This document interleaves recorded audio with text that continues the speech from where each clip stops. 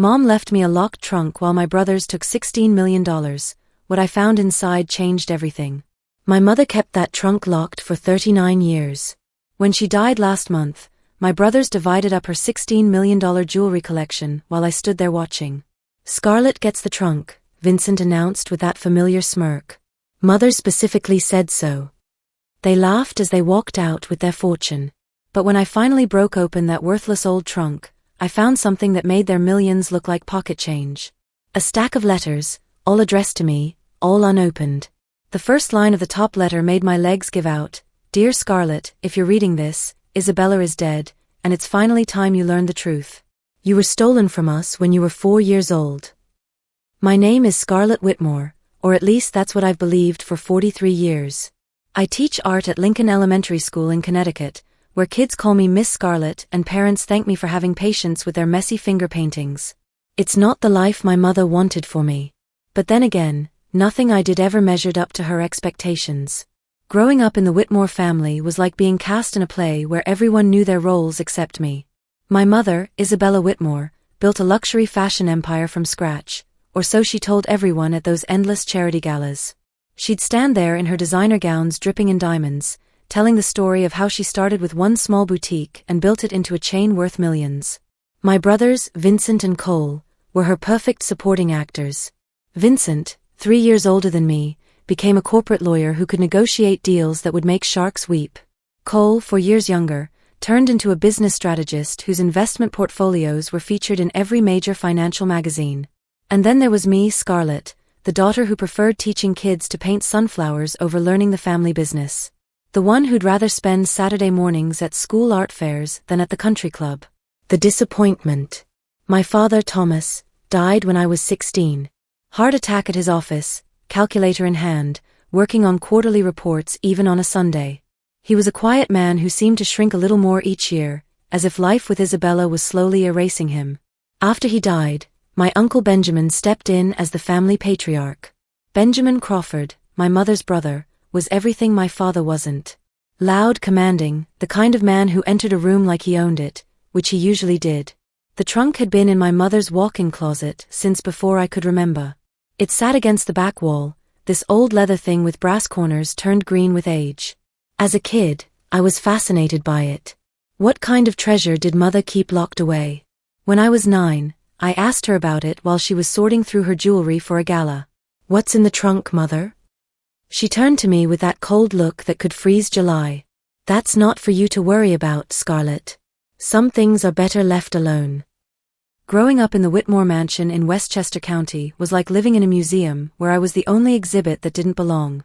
The house had 16 rooms, each one decorated with a kind of taste that whispered old money, even though Mother had earned every penny herself. Persian rugs covered polished hardwood floors.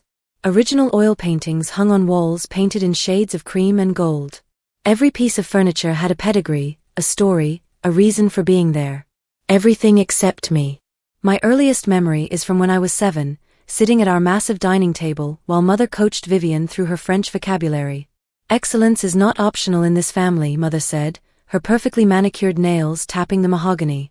Bonjour, comment allez-vous? Vivian answered without hesitation. Good. Scarlett, what's beautiful in French? I froze. Languages had always jumbled in my head like scattered puzzle pieces. Jolie. The silence that followed felt like Judgment Day. Mother's lips pressed into that thin line I'd come to dread. It's Belle, Scarlett. Vivian knew that when she was 6. That set the pattern for the next 36 years. Vincent excelled in everything academic. He graduated valedictorian, went to Harvard Law, and made partner at Sterling and Associates before he turned 35. At family dinners, Mother would make him recount his latest courtroom victories, while the rest of us listened like disciples at the feet of a prophet. Cole found his place through business. He could analyze market trends at age 10, and by 15 was making investment suggestions that Mother actually followed. This one has vision, Mother would tell her friends, ruffling Cole's hair with actual affection. He understands money the way I do. But me? I understood art. The problem was, in the Whitmore family, art was what hung on walls to impress guests. It wasn't a career. It wasn't success. It was just decoration. I discovered my love for art by accident when I was 11. The school had a mandatory art class, and the moment I touched paintbrush to canvas, something clicked. It was like finding a language I'd always known but never had the chance to speak. My teacher, Mrs. Rodriguez, told my parents I had natural talent, that with proper instruction I could be exceptional. Art lessons. Mother had laughed, actually laughed, when father brought it up at dinner. Thomas, the girl can barely pass basic algebra. You want to waste money on painting classes? Father, quiet as always, had mumbled something about letting me try. Mother agreed to 1 year of lessons, but only if I maintained straight B's in everything else. I did barely, and that year turned into 2, then 3, until I was good enough to get an art scholarship to a state college. Mother deemed embarrassing, but not surprising. The day I told them I wanted to be an art teacher, you would have thought I'd announced plans to join the circus. It was Thanksgiving, my junior year of college. The whole family was there, including Uncle Benjamin and his wife Margaret, various cousins and business associates. Mother always somehow folded into family gatherings. A teacher, Mother had repeated, her fork suspended halfway to her mouth. You're joking. It's what I love, Mother. I'm good with kids. I can make a difference. Vincent snorted into his wine. You could make a difference selling $1,000 handbags too, but with better profit margins. Uncle Benjamin jumped in, his booming voice filling the dining room. Scarlett, be realistic. Women in this family run empires. They don't teach finger painting to rugrats. Only father had remained quiet, pushing turkey around his plate. Later that night, I found him in his study. Follow your heart, sweetheart, he'd said, not looking up from his ledgers. God knows I didn't. 6 months later, he was dead. The trunk had always been there through all of it. Sometimes when I visited Mother during college breaks, I'd see her standing in her closet, just staring at it. Once, after Father's funeral, I caught her with her hand on the lock, tears streaming down her face. It was the only time I ever saw Isabella Whitmore cry. Mother. I'd asked from the doorway. She'd spun around, wiping her face quickly, transforming back into the ice queen I knew. Privacy, Scarlett. Learn to respect it. As the years passed, I built my own life teaching art at Lincoln Elementary School. It wasn't glamorous, but I loved it. Kids would light up when they finally nailed a difficult technique. Parents would tear up at art shows. I made $62,000 a year and lived in a 2-bedroom apartment 40 minutes from Mother's mansion. To her, I might as well have been living in poverty. At family gatherings, Mother would introduce her children to new people the same way every time. These are my daughters, Vivian and Celeste, she'd say, listing their achievements like medals of honor. Then, almost as an afterthought, and this is Scarlett. She teaches. When I was 14, curiosity got the better of me. I waited until everyone was at Vivian's debate championship and tried to pick the lock with a bobby pin I'd found. Mother caught me before I could get it open. She didn't yell. She didn't hit me. She just stopped talking to me for an entire month. 30 days of silence at dinner tables, of looking through me like I was glass. That's when I learned that some mysteries weren't worth solving. But now she was dead. Lung cancer, though she'd never smoked a day in her life. The funeral was exactly what she would have wanted. Hundreds of people, flowers that cost more than my monthly salary, and a eulogy that painted her as a saint who'd built an empire while raising 3 daughters alone after her husband's tragic death. Act 4, the will reading. The reading of Isabella's will took place 3 days after her funeral in Uncle Benjamin's office downtown. The building was a monument to old money, all marble floors and leather chairs that cost more than my car. Mr. Thornton, the family lawyer for 30 years, sat behind Benjamin's massive oak desk, arranging papers with the precision of a surgeon preparing for surgery. Vincent arrived in his black Tesla, wearing a designer suit that probably cost $12,000. Cole came separately in his Range Rover, carrying a briefcase that looked like it cost more than my monthly rent. I drove my 8-year-old Honda Civic and had to circle the block twice to find street parking, because I didn't want to pay the $20 for the garage. Before we begin, Mr. Thornton said, adjusting his gold-rimmed glasses, I want you all to know that your mother was very specific about her wishes. Everything has been detailed down to the last cent. He started with the smaller bequests. The housekeeper Carmen, who'd worked for Mother for 20 years, received $50,000. Various charities got generous donations. Mother's collection of first edition books went to Yale's library. Each detail was perfectly calculated, perfectly controlled, just like everything else in Isabella Whitmore's life. To my eldest son, Vincent Alexander Whitmore, Mr. Thornton read, "I leave the flagship stores in New York, Boston, and Philadelphia, along with the entire collection of vintage designer pieces, the Cartier diamond set, and the sum of $4 million in liquid assets." Vincent nodded, unsurprised. He'd been managing those stores for the past 5 years anyway. To my youngest son, Cole Benjamin Whitmore, "I leave the international branches in Paris, Milan, and Tokyo, the contemporary jewelry collection, the workshop and all design patents, and the sum of $3.5 million in liquid assets." Cole smiled, already mentally cataloguing his inheritance. To my daughter, Scarlett Marie Whitmore. Mr. Thornton paused, clearing his throat uncomfortably. "I leave the contents of the trunk in my bedroom closet, which she is to open only after my passing." The silence in the room was deafening. I felt my face burn as Vincent actually laughed out loud, not even trying to hide his amusement. "That's it," he said, turning to look at me. "The mysterious trunk? Oh, Scarlett, maybe it's full of gold coins or Mother's secret diary where she confesses you were always her favorite."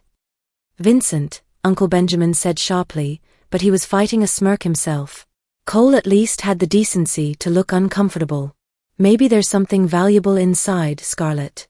You know how Mother loved her secrets." Mr. Thornton continued reading, detailing the division of Mother's properties. The Westchester mansion went to Vincent. The beach house in the Hamptons went to Cole. The apartment in Manhattan was to be sold, proceeds split between the brothers. My name never came up again. "Is there anything else?" I asked, my voice sounding hollow even to me. "Did she say anything about why?" Mr. Thornton shuffled his papers nervously. "There is a letter addressed to you." He handed me a cream-colored envelope with my name written in Mother's perfect script. I opened it there, my hands steady despite the humiliation burning through me. Inside was a single paragraph: "Scarlett, the trunk contains what you deserve. No more, no less. You chose your path despite my efforts to guide you toward success. Your brothers understood what it meant to be a Whitmore. You never did. Perhaps what you find inside will finally teach you the lesson you refused to learn. Some things are more valuable than money, and some truths are better left buried." Cryptic to the end, Vincent said, standing and smoothing his tie. "Well, I have stores to run. Scarlett, do let us know if you find anything interesting in your inheritance. Maybe some mothballed clothes or Father's old tax returns." After they left, Uncle Benjamin lingered. He stood by the window, looking out at the city below, his usual commanding presence somehow diminished. "Your mother had her reasons," he said finally. "Did she tell you what was in it?" I asked. He turned to look at me, and for the first time in my life, I saw something like guilt in his eyes. "Go open it, Scarlett. But prepare yourself. Isabella never did anything without purpose." Act 5, The Discovery. The drive to Mother's house felt like a funeral procession for my dignity. The estate was already being prepared for Vincent to move in. Most of the furniture was covered in sheets, and boxes lined the hallways. The trunk sat exactly where it had always been, looking smaller somehow, less mysterious, more like what it probably was, a final insult from a mother who'd spent my entire life telling me I wasn't good enough.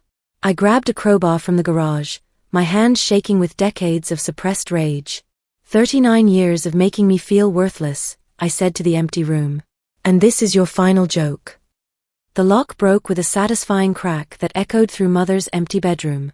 Inside the trunk, instead of old clothes or worthless mementos, I found hundreds of letters, all addressed to me, all unopened.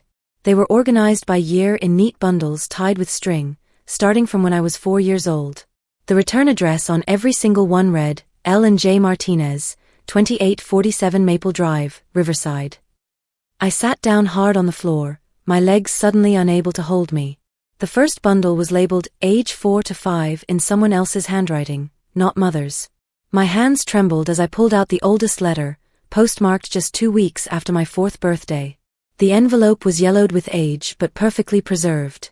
Inside, the handwriting was feminine but shaky, as if written by someone barely holding themselves together. "Dear Scarlett, happy 4th birthday, sweet angel. We pray this letter finds you, though we fear it won't. Isabella Whitmore has no right to keep you. You were stolen from us, and we've been fighting to get you back ever since. Your real name is Scarlett Martinez. I am your mother, Lucia, and you have a father, Javier, who cries for you every night. We won't stop fighting. We won't ever stop looking for you. The room started spinning. I grabbed another letter, dated 6 months later. Scarlett, the judge wouldn't listen. Isabella's lawyers kept saying I was delusional, that I never had a daughter. But I have your birth certificate, your baby pictures, the stuffed rabbit you loved with the floppy ears. How can they say you don't exist when my arms ache to hold you? Javier asks about you every day. He's working 3 jobs now, saving every penny for legal fees. He says you'll come home soon. Letter after letter told an impossible story. According to Lucia Martinez, I wasn't Scarlett Whitmore. I had been born Scarlett Martinez, daughter of Lucia and Thomas, the same Thomas I'd called father, who died at his desk when I was 16. But in Lucia's version, Thomas wasn't married to Isabella when I was born. He was in a relationship with Lucia, his assistant at the time. A letter from when I was 11 provided more details. Scarlett, the private investigator found you. We saw you at your school art show. You painted the most beautiful sunset that I sobbed through the entire display. We stood in the back corner, as close as the restraining order allows, 500 feet. That's how close I can get to my own daughter. You looked right at us at one point, and I wanted to scream, I'm your mother. That's your father. But the security guards were watching. Isabella made sure of that. I found legal documents tucked between the letters, court filings, dismissed custody petitions, restraining orders filed by Isabella claiming harassment from a delusional woman. There were DNA test results from a lab showing a 99.9% match between samples labeled Scarlett Whitmore, cup from public event, and Lucia Martinez, mother. There were photographs taken from a distance, me at various school events, at graduation, even one of me teaching at Lincoln Elementary just last year. Act 6, The Truth Unveiled. A letter from when I was 26 explained how it had happened. The truth is simple and horrible, Scarlett. Isabella discovered I was pregnant with Thomas's child. She couldn't have children of her own, you see, the sons she claims are Thomas's were from affairs she had. But Thomas stayed because he was weak, and she had too much power over him. When you were 4, she orchestrated everything. She invited us on a family vacation to Lake George, pretending she wanted to make peace. She had me drugged at a restaurant, staged a mental breakdown, had me committed temporarily. By the time I was released 3 days later, she had already filed paperwork claiming you were her daughter, that I was a disturbed employee who'd become obsessed with her family. She had money, connections, judges she could buy. I had nothing but the truth. And in America, truth without money is just noise. The most recent letter was dated just a month ago. Scarlett, I'm dying. Pancreatic cancer, stage 4. The doctors say I have weeks, maybe days. I won't live to see Isabella's death, but I know it's coming soon. Her brother Benjamin called us. His conscience finally broke after all these years. He says you'll get the trunk when she dies. If you're reading this, it means you found the truth.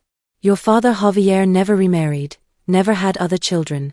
He said he couldn't build a complete family when his was torn apart. We live at the same address, the house we bought when you were 2, the one with the big backyard where we were going to put a swing set.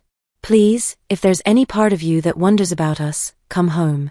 Just once, let me see my daughter as a free woman, not through an investigator's camera lens. I stood up, letters scattered around me like evidence at a crime scene. 39 years of stolen letters, stolen life, stolen identity. I looked at the mirror on Mother's vanity and didn't recognize the woman staring back. Who was I? Scarlett Whitmore, the disappointment, or Scarlett Martinez, the stolen daughter? There was only one way to find out. I grabbed the most recent letter with the address, my car keys, and headed for the door. Riverside was 3 hours away, 3 hours to decide whether to drive toward a truth that would shatter everything I thought I knew, or turn back and pretend I'd never opened that trunk. I got in my car and started driving toward Maple Drive. Act 7, Coming Home. The house at 2847 Maple Drive was nothing like the mansion I'd grown up in. It was a modest 2-story colonial with yellow shutters and a garden full of sunflowers that someone had lovingly maintained. A wooden swing hung from the oak tree in the front yard, the kind I'd always wanted as a kid, but Mother said was too common for our neighborhood. My hands shook as I rang the doorbell at 9:30 at night. The door opened, and I found myself looking at a man who could have been me in a different life. Same dark eyes, same stubborn chin, but he was weathered, worn, with the build of someone who worked with his hands. His face crumbled the instant he saw me. "Scarlett." The word came out as barely a whisper. "I found the letters." Without another word, Javier pulled me into an embrace that felt like coming home after a war. He smelled like sawdust and coffee, and he was crying openly, without shame, the way men in the Whitmore family were never allowed to cry. "My God, you're here. You're actually here," he kept saying, pulling back to look at me, then hugging me again as if I might disappear. He led me inside to a living room that felt like stepping into a shrine. Every wall was covered with photographs of me at different ages, all taken from a distance. There I was at 9, winning the school art contest. At 13, performing in the spring concert. At 17, walking at Father's, at Thomas's, funeral. My high school graduation, my college graduation, even one from last month, helping kids with their paintings at the school art fair. "We never missed anything we could find out about," Javier said, following my gaze. "Lucia hired private investigators for years until the money ran out. Then we did it ourselves. I learned photography just to be able to capture you from far away." "Where is she? Where's Lucia? Where's my mother?" Javier's face fell. He sat down heavily on a worn leather couch, gesturing for me to join him. "She passed 2 weeks ago." She held on as long as she could, hoping Benjamin would grow a conscience. "The day before she died," he finally called, told us about the trunk, about Isabella's will. Lucia smiled for the first time in months. "She'll find them," she said. "She'll find the letters and she'll come home." The grief hit me like a physical blow. I'd been robbed of my mother twice, once at 4, and again 2 weeks ago. "Tell me everything. I need to know everything." Javier went to an old filing cabinet and pulled out folders thick with documents, photographs, newspaper clippings. He spread them on the coffee table like evidence in a case that had never been properly tried. "Thomas wasn't married to Isabella when you were born. They worked at the same accounting firm, she was a client relations manager, and Lucia was his assistant. Thomas and Lucia fell in love. Real love, not the business arrangement he later had with Isabella. You were born in 1980, and Thomas was planning to marry Lucia. But Isabella had been obsessed with Thomas, and more importantly, with his family money." He showed me a birth certificate, Scarlett Elena Martinez, born April 22, 1980, to Lucia Martinez and Thomas Whitmore. Isabella couldn't have children, though she hid that from everyone. When she found out about you, about us, she made her plan.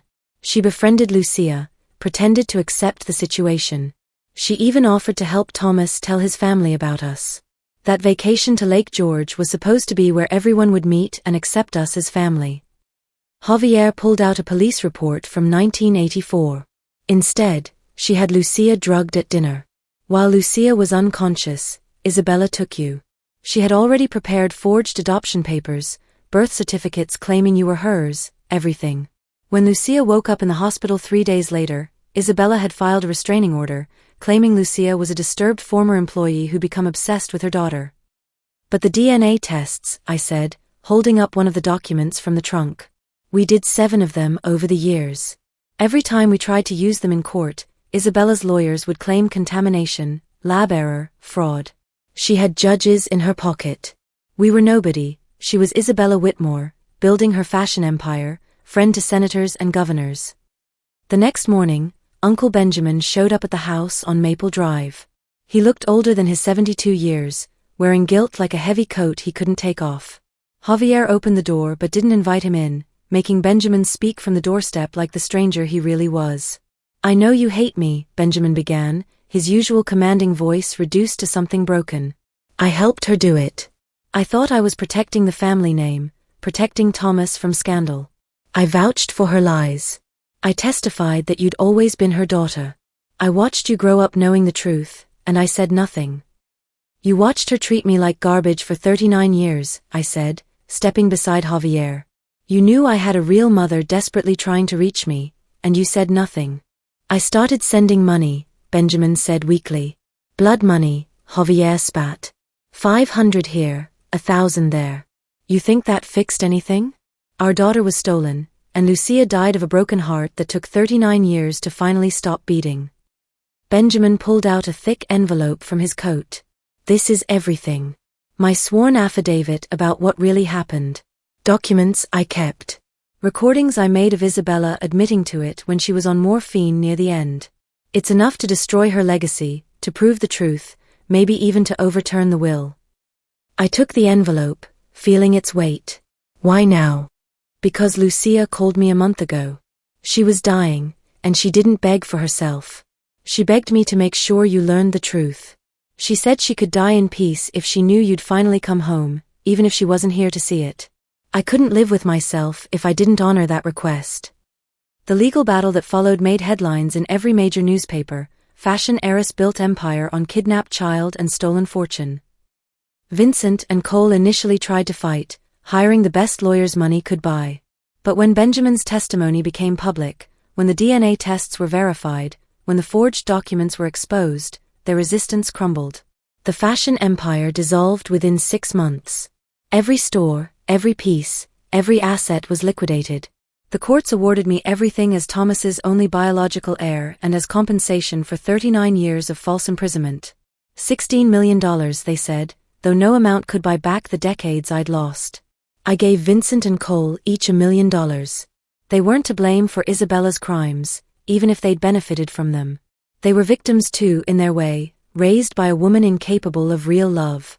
Vincent took the money and moved to London, unable to face the shame. Cole stayed, and surprisingly, we've slowly built something resembling a sibling relationship. But the real inheritance wasn't money. It was the box Javier gave me a week after I arrived, filled with things Lucia had saved. Every birthday card she'd bought but couldn't send. Recordings of her voice talking to me, telling me about my first words, my favorite toys, the lullabies she used to sing. A stuffed rabbit with floppy ears, worn soft from where she'd held it every night for 39 years. I moved to Riverside permanently. Javier and I renovated our mother's house together, learning about each other with every wall we painted, every room we restored. He's a carpenter, building homes for families, making sure everyone has the perfect backyard for children to play in. He never married, he told me, because he couldn't imagine building a complete family when ours was broken. But it's not broken anymore, he said one evening as we sat on the porch Lucia had built, hoping one day we'd sit there together. I kept teaching, but now at Riverside Elementary. I started an art program for underprivileged kids who might not otherwise get a chance to find their voice. I named it the Lucia Martinez Art Foundation.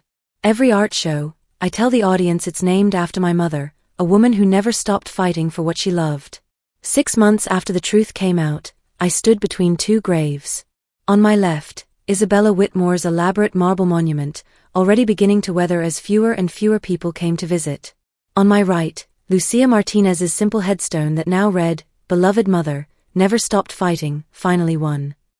I placed sunflowers on Lucia's grave, the same kind she'd grown in her garden. I'm home, Mama. I'm finally home.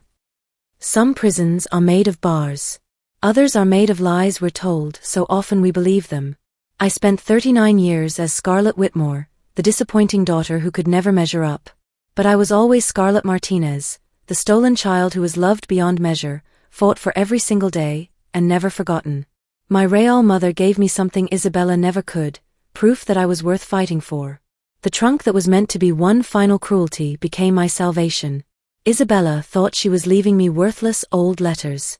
Instead, she left me the evidence of a love so powerful that death couldn't stop it, distance couldn't diminish it, and 39 years of lies couldn't erase it.